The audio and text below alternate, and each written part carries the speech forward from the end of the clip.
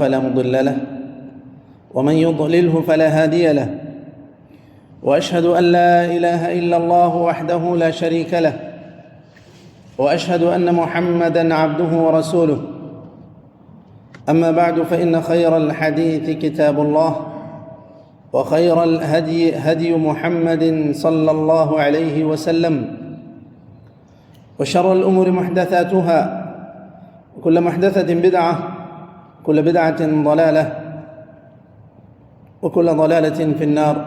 أعوذ بالله من الشيطان الرجيم. يا أيها الذين آمنوا اتقوا الله حق تقاته ولا تموتن إلا وأنتم مسلمون. وقال تعالى: يا أيها الناس اتقوا ربكم الذي خلقكم من نفس واحدة وخلق منها زوجها وبث منهما رجالا كثيرا ونساء، واتقوا الله الذي تساءلون به والأرحام، إن الله كان عليكم رقيبا. وقال تعالى: يا أيها الذين آمنوا اتقوا الله وقولوا قولا سديدا يصلح لكم أعمالكم ويغفر لكم ذنوبكم، ومن يطع الله ورسوله فقد فاز فوزا عظيما.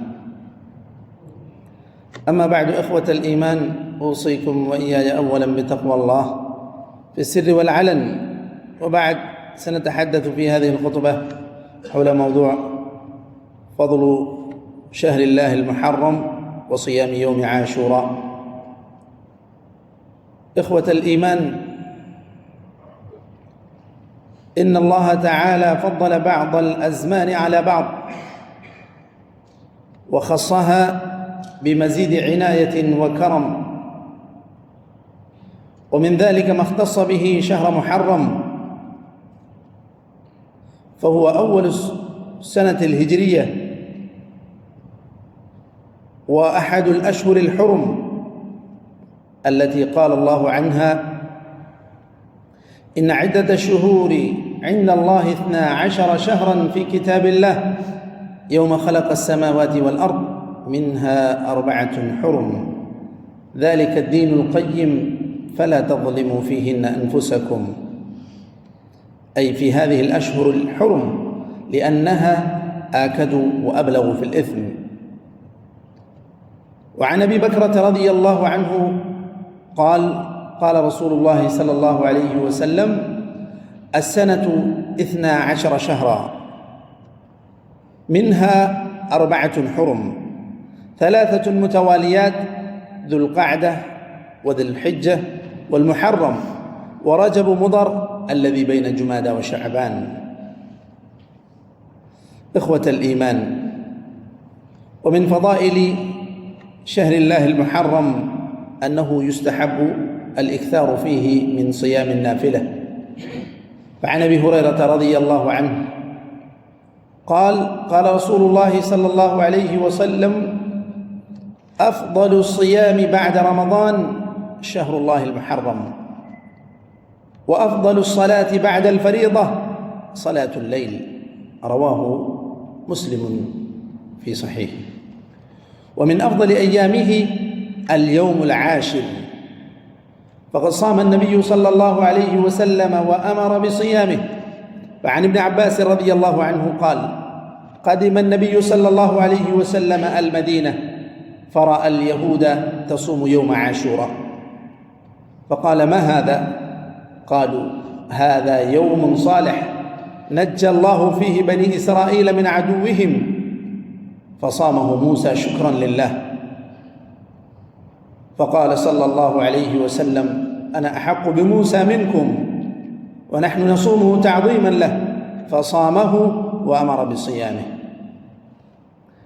إخوة الإيمان، ومن فضل الله علينا أنه يعطينا بصيام يوم تكفير ذنوب سنة كاملة.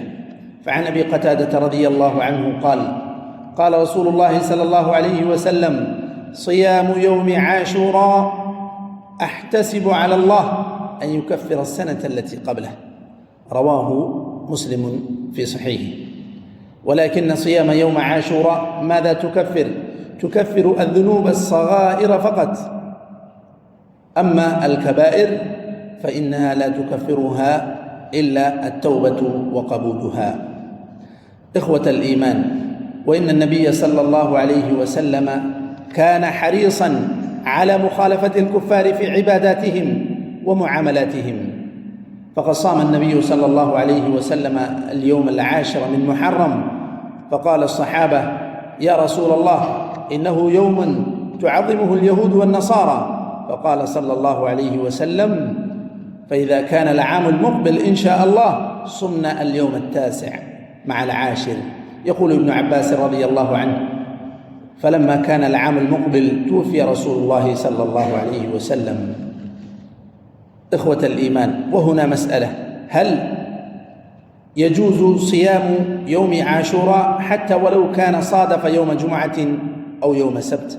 يقول أهل العلم إنه لا مانع من ذلك، وإن كان الأولى صيام يوم قبله أو صيام يوم بعده، كما ذهب إليه الإمام ابن تيمية رحمه الله، وبه أفتت اللجنة الدائمة للإفتاء. إخوة الإيمان، وهنا قد أحدث بعض الناس في يوم عاشوراء من البدع والمحدثات من تجديد نفقة وزيارات إلى المشاهد والمساجد والأماكن المفضلة، فإن هذه من المحدثات التي يجب أن نتجنب منها. أقول قولي هذا وأستغفر الله لي ولكم ولسائر المسلمين فاستغفروه إنه هو الغفور الرحيم.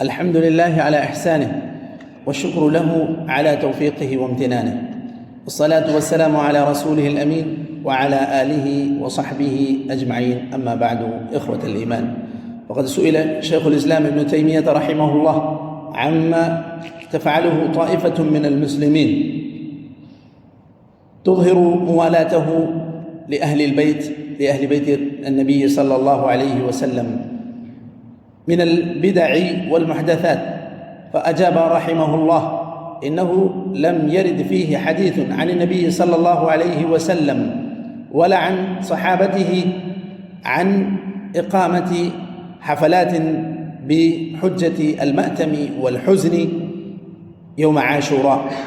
ثم قال رحمه الله: لما مر بأول هذه الأمة من الفتن والأحداث ومقتل الحسين رضي الله عنه، صارت طائفة تظهر موالاته لأهل البيت من اتخاذ يوم عاشوراء يوم مأتم وحزن وإظهار بعض الشعائر الجاهلية من لطم الخدود وشق الجيوب، وكل هذه من البدع المحدثة لم يستحبها أحد من أئمة المسلمين ولا الخلفاء الراشدون، فكل هذه من البدع المحدثة التي يجب أن نتجنب منها ونلتزم الكتاب والسنة. نسأل الله تعالى أن يجعلنا من الذين يستمعون القول فيتبعون أحسنه. اللهم أعز الإسلام والمسلمين، وأذل الشرك والمشركين، ودمر أعداء الدين، واجعل هذا البلد آمنا مطمئنا وسائر بلاد المسلمين.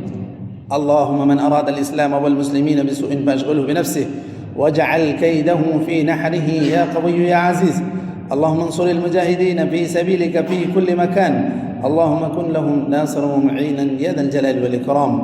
اللهم وفق جميع ولاة أمور المسلمين لتحكيم شرعك وللعمل بسنة نبيك.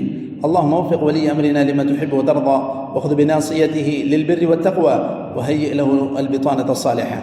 اللهم اكفنا بحلالك عن حرامك، واغننا بفضلك عمن سواك. اللهم إنا نسألك الهدى والتقى والعفاف والغنى.